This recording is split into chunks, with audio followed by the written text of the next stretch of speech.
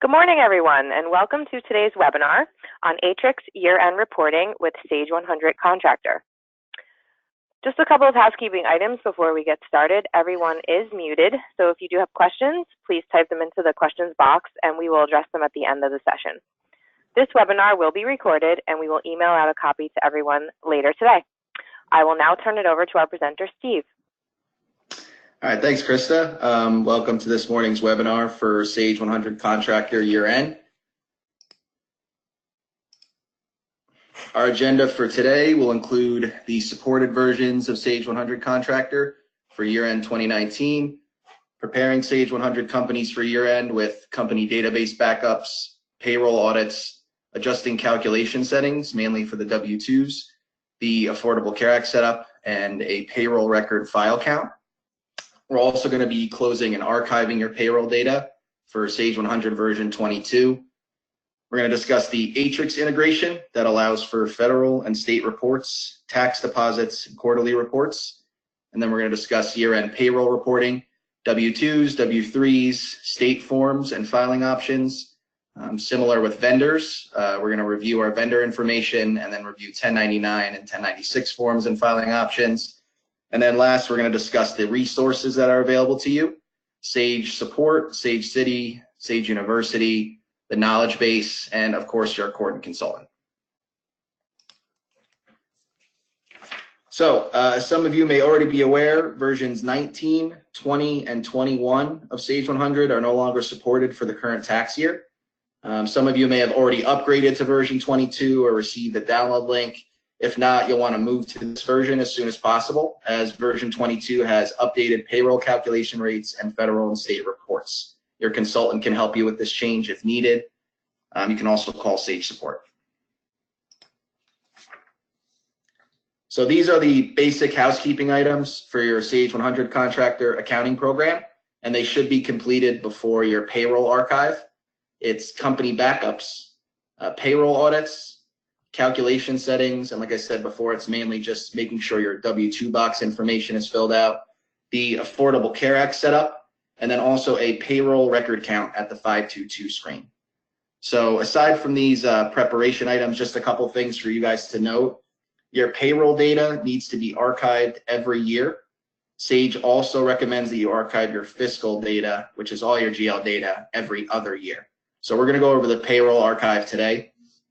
Once you advance your default posting period to January of 2020, all periods in 2020 will become available. So February through December will open up once you move to January. And then most activities in this webinar require exclusive access, just because you don't want anybody entering data while you're trying to archive or get any payroll information set up. So just keep that in mind. So the first step is to make sure that you have a backup of your company data. Your IT company may have an off-site backup already running for you. If not, you can create an on-demand backup using the database administration tool on your server. Creating the backup requires knowledge of your server and the file structure. So you should make sure that you do that with the assistance of your IT professional or your Sage consultant. And I'll just show you Database Administrator quickly. This is only on your server along with License Administrator. And if you want to create a company backup, you can choose this option over here: Tune Up, Backup, Restore, Backup Companies. And then regardless of which company you choose, you can see that here is the file path for where your backup is saved. So this is going to be saved on the server. Again, you need to work with your IT professional or Sage consultant to make sure you have access to the server with remote desktop. And you need a SQL admin login to open database administration. So the next step is for you to complete a payroll audit at 537 in Sage 100. Hopefully this is a very simple step. You may need to contact your Sage consultant with any errors that you can't resolve, because you cannot advance your posting period to January of 2020 unless you resolve all audit errors. So you can go to 537. You can see that there's an audit button and there's a repair button. They Both have similar functions, but the repair button, 100, will try to fix any issues that it can without forcing you to reconcile them. So you can just skip the audit button and move to repair. Goes through each one of your employees to see if there's any issues. And you can see that I don't have any audit errors, but I have uncomputed and unposted records in my sample company. So I need to make sure to final compute and post them before I close this payroll year. If you have audit errors or uncomputed, unposted records, you can print a very simple report. It's just going to show you which records need to be addressed before you can complete your audit and advance your posting period.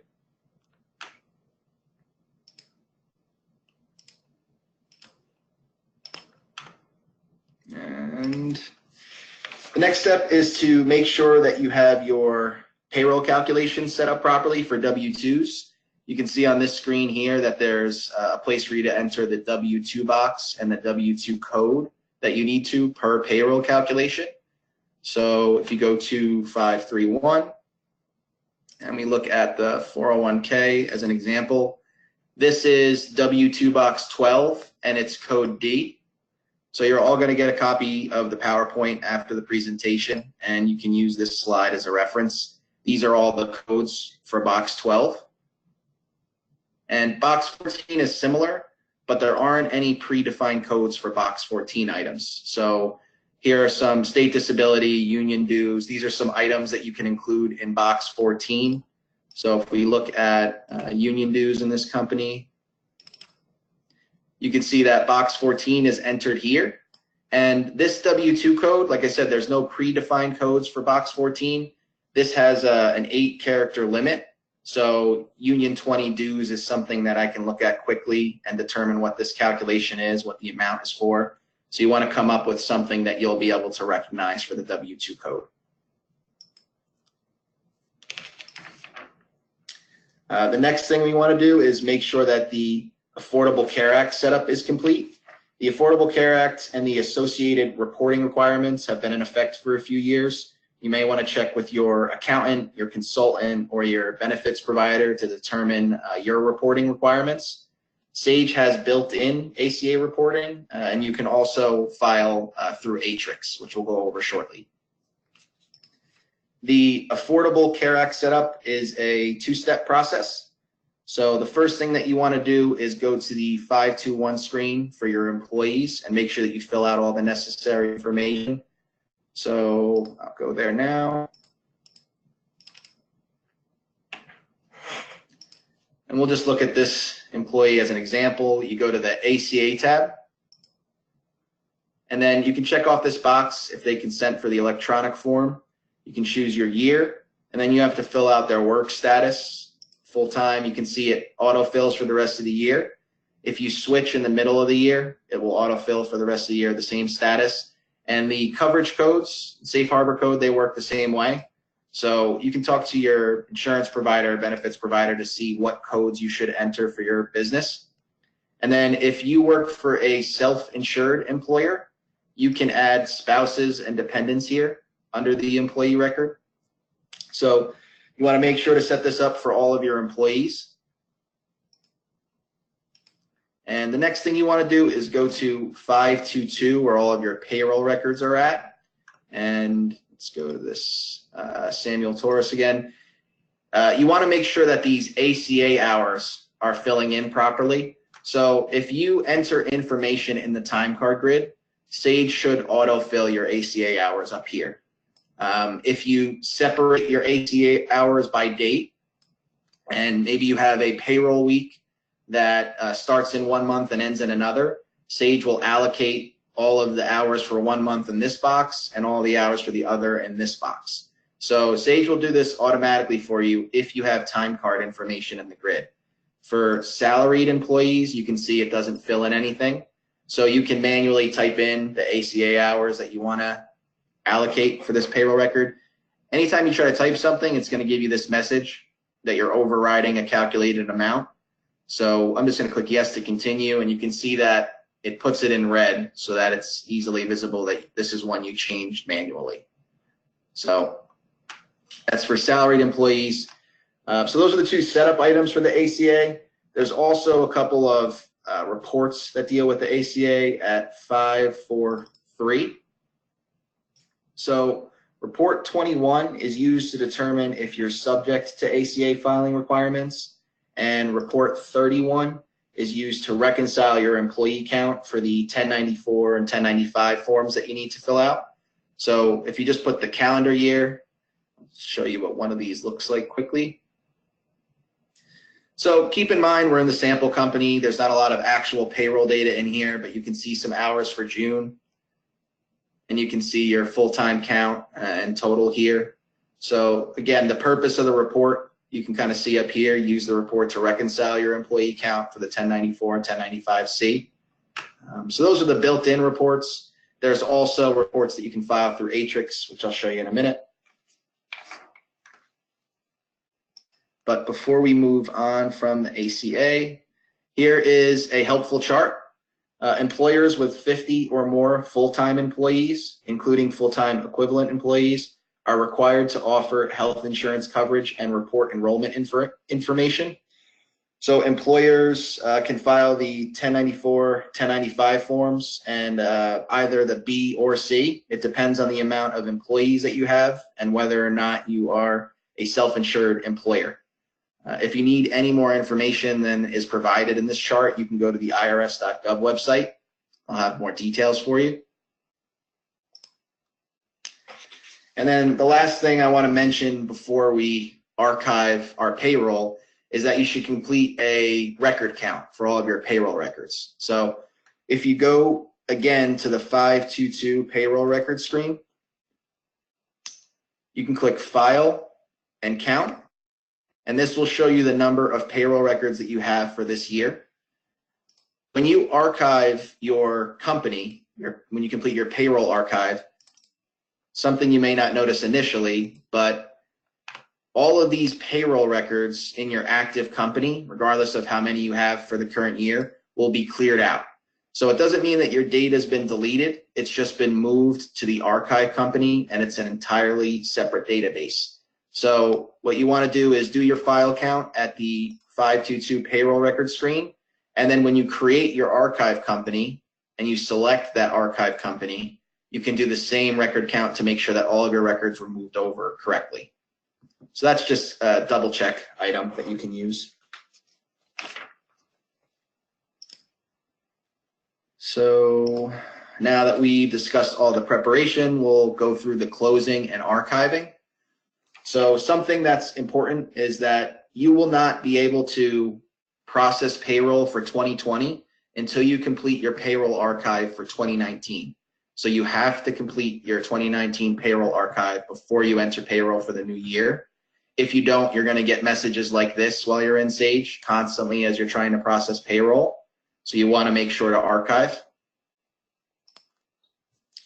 Again, archiving is something that's done through database administration for Sage version 22, 21, and 20. So you need access to your Sage SQL server, and you need an admin, a SQL admin login to get into database administration. I'll just show you the backup process. So, or the archive process. So you can click archive company data here on the left, and then there's two options. The first is to archive your fiscal year. Sage recommends you do this every other year. You don't have to do this every year like you do with the payroll archive. So we're not going to do that today. We'll do the payroll archive.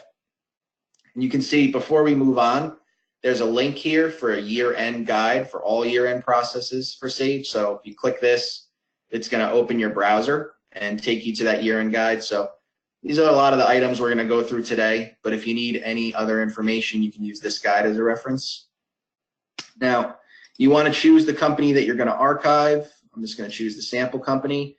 And then you want to give it a name that indicates the type of archive that you're working with. So I'm going to call this the sample payroll archive for 2019. So you want to put if it's a payroll or a fiscal, and you want to put the year. Down here, it gives you the option to remove employees that have certain statuses in the system. So you can check off whatever statuses of the employees you want to remove. You can check this box off if you want to approve each employee's removal one by one. And then you would click Create Archive. So I'm not going to do that now just because I completed the archive process prior, just so that we wouldn't waste time waiting for it. But you complete it in database administration, archive company data, archive payroll data. And let's go to the next slide. So this slide is a little outdated, but it's worth mentioning for those that are still on version 19 of Sage 100. That's pre-SQL. It's definitely no longer supported for the current tax year. But if you just need to archive your payroll and you're on version 19, you're not sure where to go, you actually archive in Sage 100 at the 538 screen. So this is the window you're going to see, very similar options to name your company and remove employees with certain statuses. So Aatrix is a third-party program that's included with Sage 100 Contractor. If you're not using it currently, you may want to become familiar with it because you can use it for weekly, quarterly, and annual filings, federal and state. Some examples include the W-2s and your 1099s, which we're going to demo today. So you want to get familiar with Aatrix and the forms that you can file in Sage 100. This is just a screenshot to show you some of the forms. So you can file your weekly tax deposits here. You can file your quarterly 941s, which is your federal tax return for income, Social Security, and Medicare. Your annual 940s, which is your federal unemployment tax return, and then the 1094 and 1095 that I mentioned before for the Affordable Care Act. You can file all those through Aatrix, which is built into Sage 100 Contractor. Today, we're going to focus on the W-2 processing. And one thing I want to mention is that you need to be in your archive company. So if we just archive this actual company and I wasn't doing the demo, right, all of my payroll information would be cleared out of this company. So in order to actually file your W-2s, you need to go to your archive company over here, select it, and access that. I'll just open it exclusively.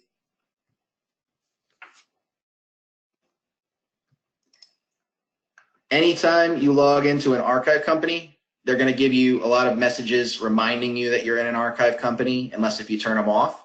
And they're also going to highlight the company background in red. So just indicators so that you know anything that you enter here is not going to flow through to your active company. They're two separate company databases. So you need to make sure that any adjustments here, you need to enter them also in your active company if they affect your GL or your overall payroll numbers or anything like that.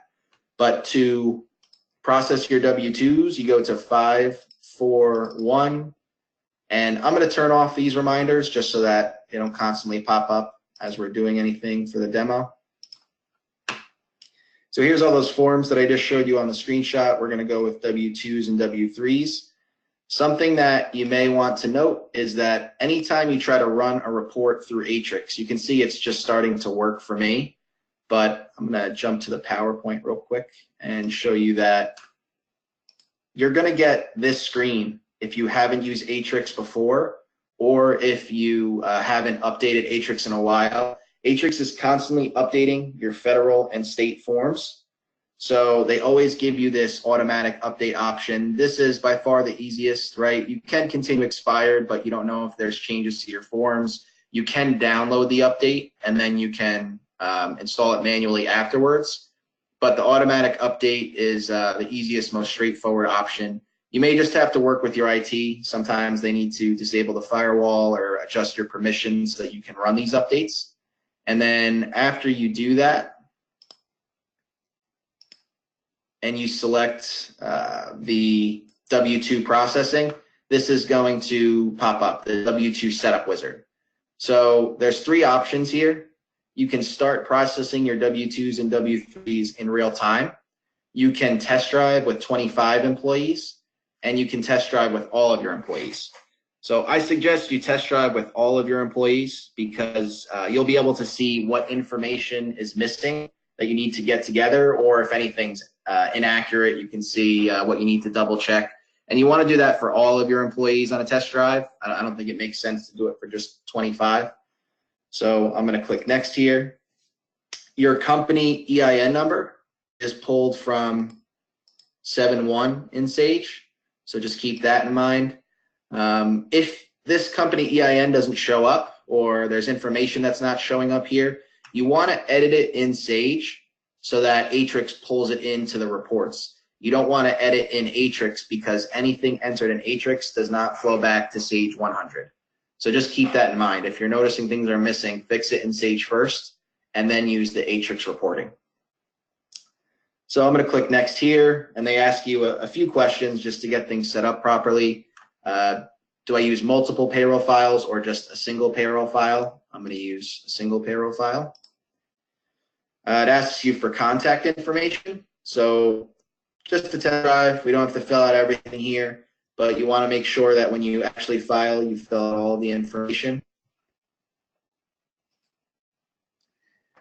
I'm filing for my company. I'm not a third party, so I'm going to leave the standard option there. And here's for your state and local tax items. So notice that for our state items here, they need tax account numbers, and it's not going to let me proceed until I fill something in. So I'm just going to throw in some fake numbers here. Want to make sure you get your actual tax account numbers when you're filing.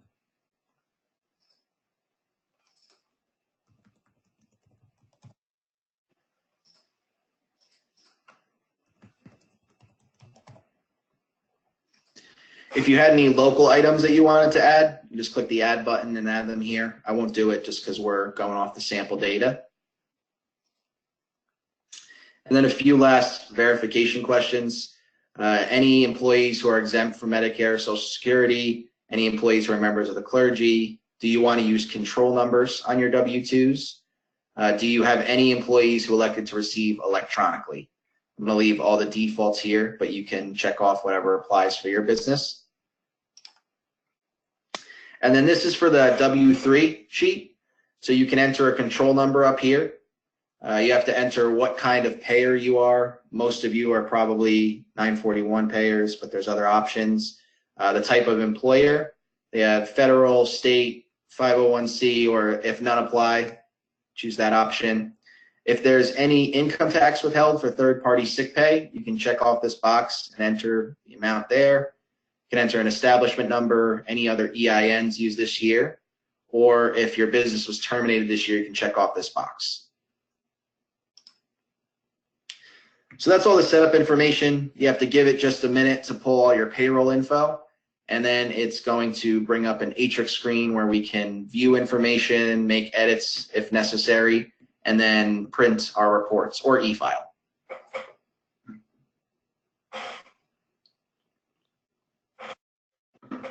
Gives you a quick reminder that you're in test drive mode, so no payroll information will be saved.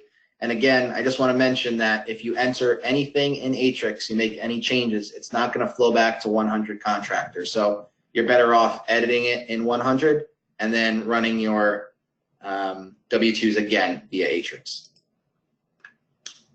So here's the standard Aatrix window.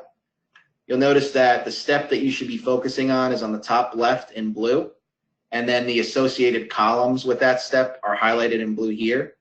So you want to verify employee information, and all of these columns in blue are tied to this step. Again, the sample company, I'm not going to spend too much time on this. All that looks good. They want you to verify additional employee information. So if you have any statutory employees, if they're part of the retirement plan or third-party sick pay that you need to indicate, you can check off these boxes. The next step is to verify your federal information. So here's all of your wages and withholding, Social Security, Medicare. You can print reports from 100 and double check all these numbers. And then here is the step where we need to verify state information. So I'm going to move on. Now, if there's anything that doesn't seem to make sense or looks like an error, Aatrix is going to point that out to you. Potential issues have been discovered. So it's not going to let me advance without notifying me. I can go back and correct, or I can continue without correcting. I'm going to go back and correct this one. And you can see it brings me right to the box with the issue. It said that there were local wages, but not state wages. So I'm just going to fill in this box, and hopefully that fixes the error. Yep, so now we can move on to the next step. This is to verify unassigned columns. So this is what the W-2 boxes that we were talking about earlier. You can see that all of these are highlighted in yellow and they're blue to be associated with this step. They're unassigned columns. So if we look at 401k, you can see that is part of box 12D, like we set up in 100 before we started. These may or may not need to be assigned, and it's up to you to figure out which box they belong in. If we look at employee paid health, I think employee premiums are an item that would go in box 14. You can click this drop down and say box 14, other. And remember, I can't just save this because there's an 8. So I can name this EE Health, and that should save. And then that column turns green and it's no longer highlighted in blue. So I'm not going to go through every column and show you which box they should be. You guys can just review this and determine it yourself. And again, you can edit it here for any calculations, but you're better off if you go to the 531 screen in Sage 100 or make your edits there before you process through Aatrix.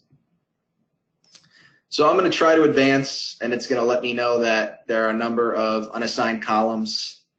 I'm going to continue without correcting this time, just so we don't waste time looking at every column.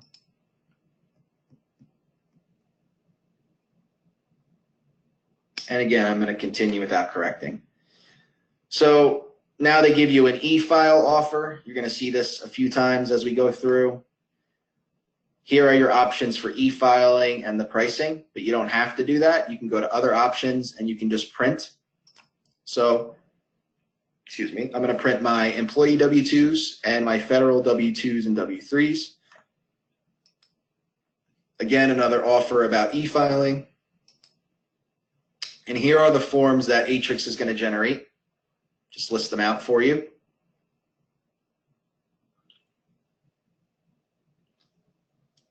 So you can see now that Aatrix is generating my employee W-2s, and this is report 1 of 5.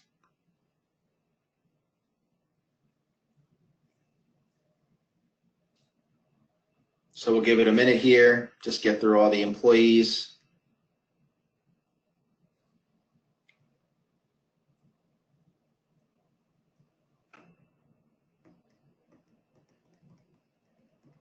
You can see there's 45 pages on this report, just because it's 1 page per employee. There are other sheets, don't have as many pages. I'm not going to print anything or PDF anything, just going to move through the steps. So this is report 2 of 5. It's the employer copy of the W-2.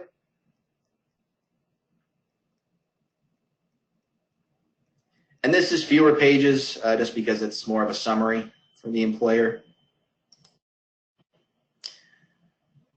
This is just saying that you can use the white blank perforated sheets now. You don't need the pre-printed red forms that you used to need. It's a quick reminder for that. Again, I'm not going to print anything, just going to move to the next step. It's generating your federal W-2 copy.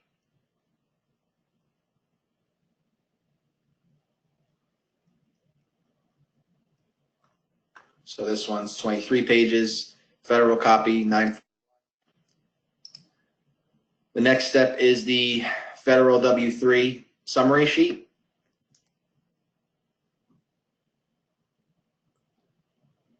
Summary page for your company. And lastly, they have the W-2 notice.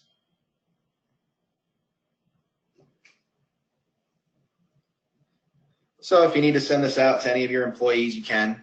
And then when you click step, it's going to end that process. So that's all you need to do for your W-2s. That's the test drive. Mainly you want to do that so that you can see what items are missing. You can add them in Sage 100, and then you can come back and you can process your W-2s and W-3s live. So I'm going to just get caught up in the PowerPoint a little bit.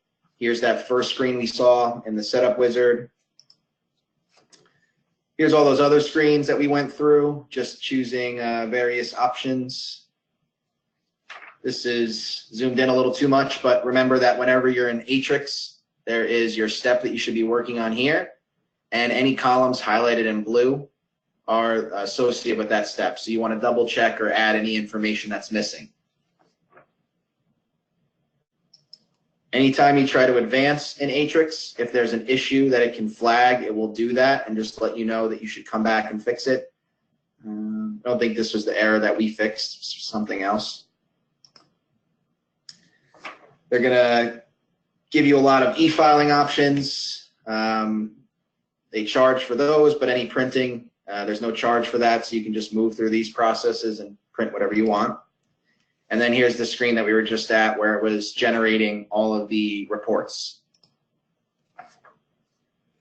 This is just a sample of a 2019 W-2 to show you where everything fills in. So you can see that federal information is up here, state information is towards the bottom left, and then local tax information is on the right.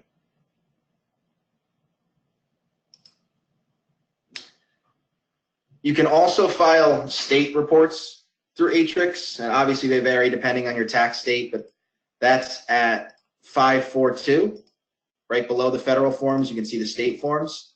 You have to select the state first. So I'm in Jersey, and you can see that you can file the NJ 500, NJ 927, WR30. And if you switch to any other state, PA, New York, wherever, they all have their own forms. So you need to be familiar with your reporting requirements for your business and whether you file, weekly, quarterly, whatever, and it should be included here at 542.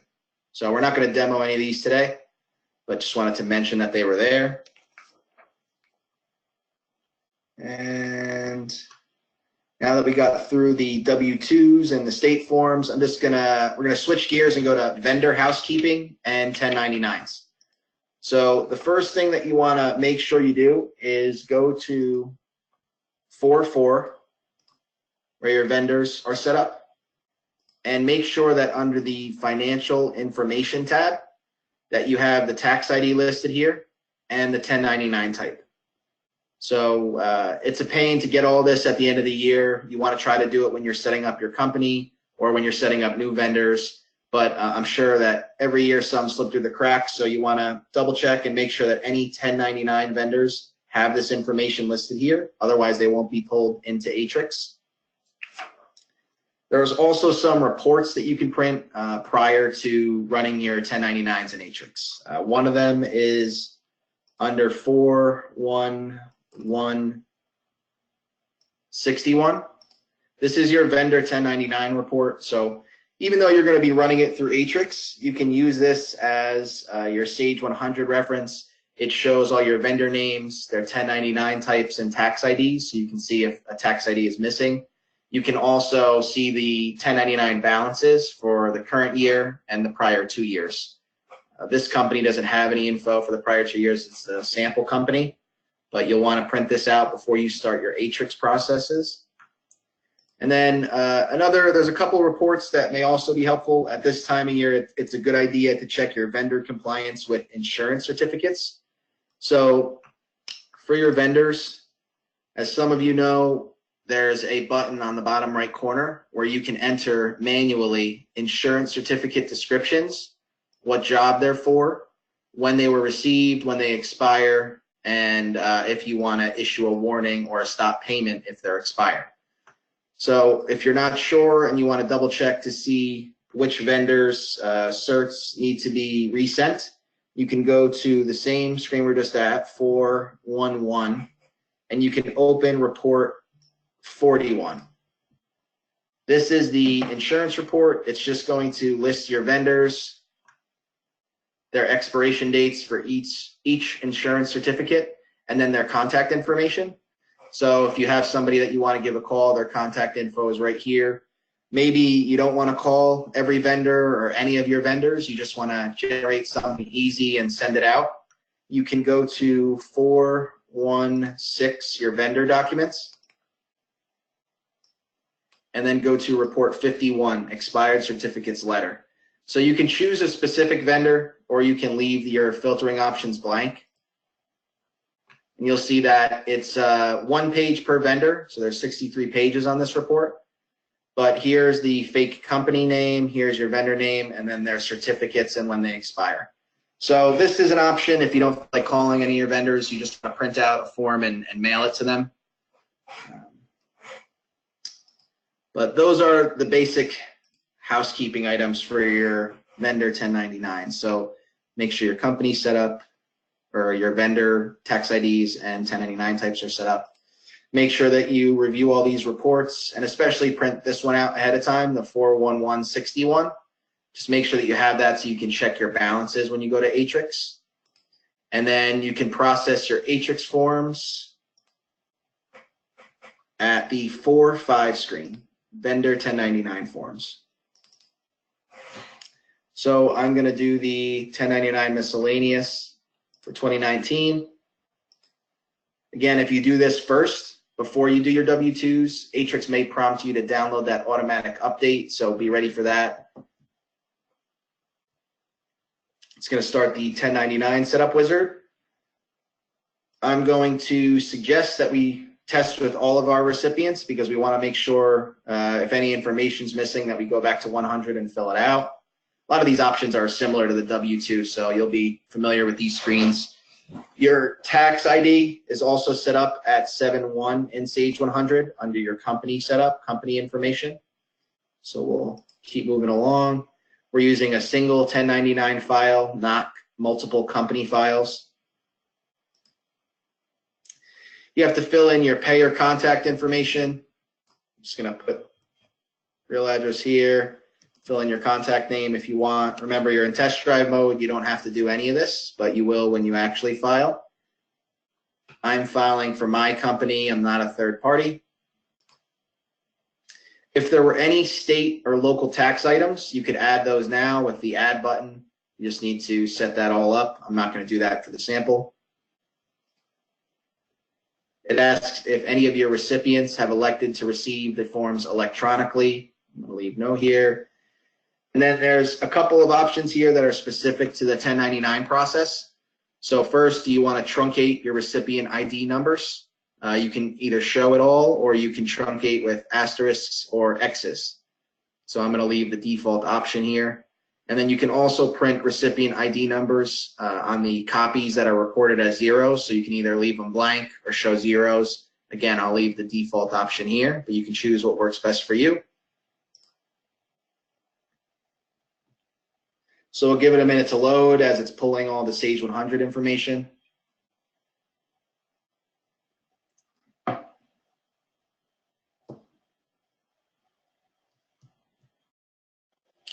Gives us another reminder that we're in test drive mode. No accounting information will be saved and nothing will flow from Aatrix to Sage 100. So this screen should look familiar, right? We want to focus on the step highlighted in blue in the top left and the columns highlighted in blue in the grid. So they ask us to verify the recipient taxpayer ID number. All those look good. We only have 5 1099 vendors in the sample company. It asks to check off this box if the federal EIN is also the taxpayer ID number, so they're all checked for these companies. It asks you to verify recipients' names and addresses. So it looks like there's no individuals listed here for the 1099s. They're registered as businesses, so it all goes under the company name. And then it asks for address information, keep scrolling down to see what's required. Move on to the next step. It asks you to verify all income boxes. It looks like the only box that we have any information in is box 7, the non-employee compensation. And you can check this off that 1099 report that I pointed out earlier for all your vendors. You want to verify that the filing state is correct all the way in the last box here. Then it asks you to verify the amount of state income and withholdings. It doesn't look like there's much listed here, so I'll just move on to the next step. So no errors for this process, only 5 vendors. but you'll see the same e-filing screens, same options. So we're just going to skip those. We're going to print our copies and make sure that we uncheck the e-filing because we don't want to pay for anything, especially on a test drive. We're going to print our recipient copies, our federal copies, and our state copies. And then another e-file offer here. Now, if you needed to file for multiple states, they would all be listed here. And you could check or uncheck, depending if you want to maybe focus on a state at a time. I'm just going to leave the one company checked here for the sample. And here's all the forms that Aatrix is now going to generate. So we'll give it a minute to start loading these forms. It's generating the federal 1099 copy.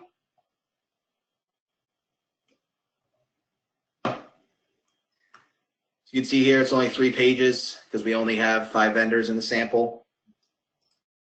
Going to go to the next step. This is my federal 1096 summary sheet for my business, so it's just going to be 1 page. Summary sheet for you to sign, print, sign, and send off. Now these are the recipient 1099s. This will have a few more pages just because it's a page per vendor. So this will be something that you have to print out. Everybody, move on to the next step. This is the state copy of the 1099s. Excuse me. Only 2 pages there. The state copy of the 1096 summary sheet.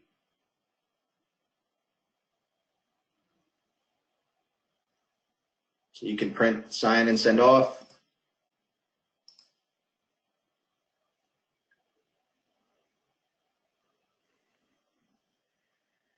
The 1099 instructions for your recipients, if you want to send that out.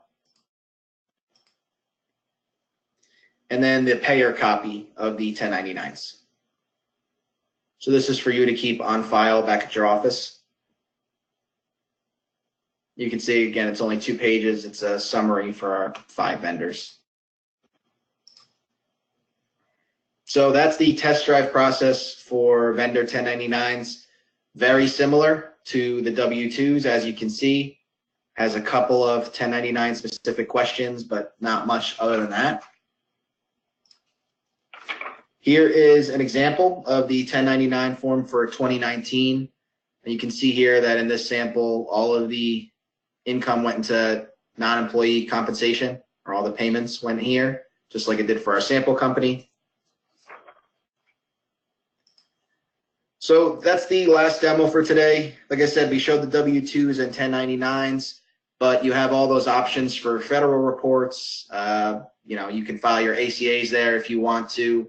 You have all those options for state reports, and you can test drive any of them. So feel free to go in and test drive, even if you just want to see what information you're missing for now, gather it over the next couple weeks, and actually file for real in a couple weeks. There are several resources that are available if you still need assistance after this PowerPoint. You can contact Sage Support if you pay for the annual maintenance and support plan. It's a little hard to see here, so I'll just show you in the program, but these are the highlighted sections that you should go to. So if you go into 100 and you click the Home and Resources button, then go down to Sage Support and Live Chat, it's going to open your browser, your default browser, and ask you to enter your name, your email address, and your question. And then when you submit this to Sage Support, they're going to get you in touch with somebody for a live chat where you're just typing back and forth. You can ask them a specific question, or you can send them a specific error message if you want to. And what they'll do is they'll oftentimes send you a Sage knowledge base article that deals with the exact error that you sent them. If that's not enough to give you the help that you need, they will put you in a queue, and they'll have somebody from Sage Support give you a call so that they can connect to your screen remotely and help you out one-on-one. So that's how you create a ticket with Sage to live chat with them. You have other resources available. If you don't want to create a ticket, you can go to Sage City, Sage Knowledge Base, or Sage University. So those are the links for all those. Sage City has a complete section on year-end filing. So you can use that along with the guide that I showed you in database admin when you payroll archive and this PowerPoint. Sage Knowledge Base is just what I showed you. It's a good place for you to go and answer a specific question or a specific error message, and there will be help articles there for you. And there's also Sage University. These are videos on specific topics. Just note that you have to purchase those. Most of them are for purchase, so you can go on there and you can buy a video package on a specific topic, and they're all very helpful. Something that I just want to mention, even though most of you probably know this already, you can press F1 on any screen in Sage 100 or Aatrix. It'll bring you to a help menu, and it's context sensitive.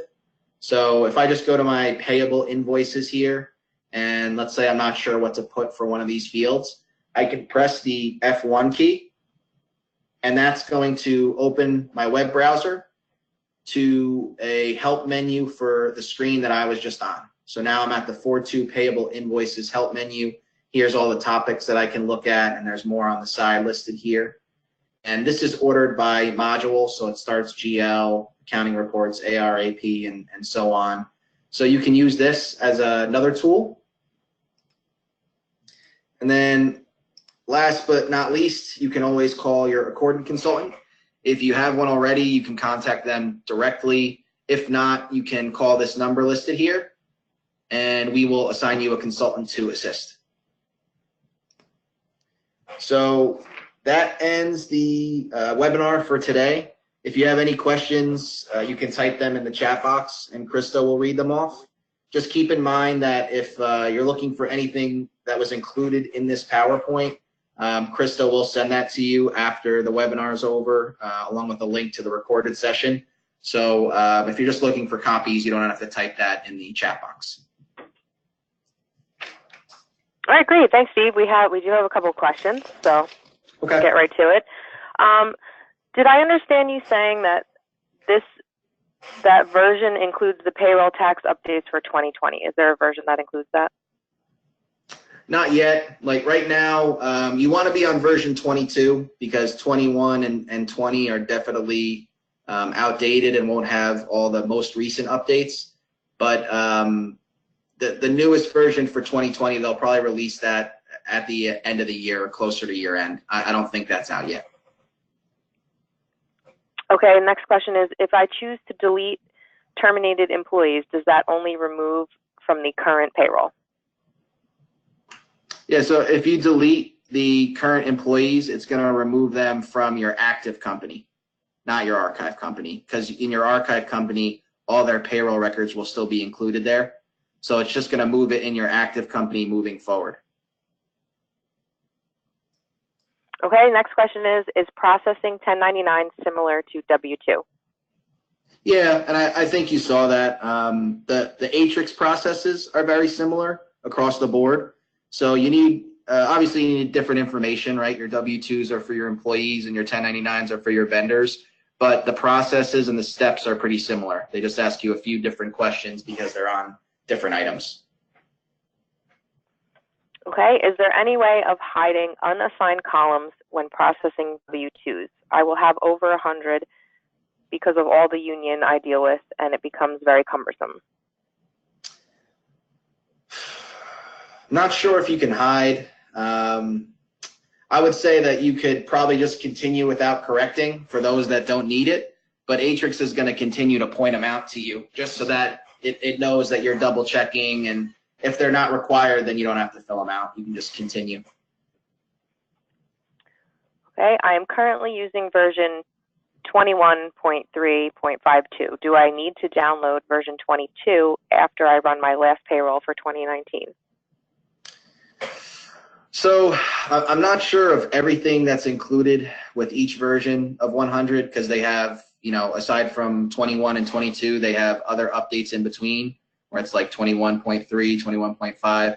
So I'm not sure of what's included with all of them. I would just say that you want to update to the most recent version as soon as you can before you do any of your year-end processes. And they'll let you know when the version for 2020 comes out.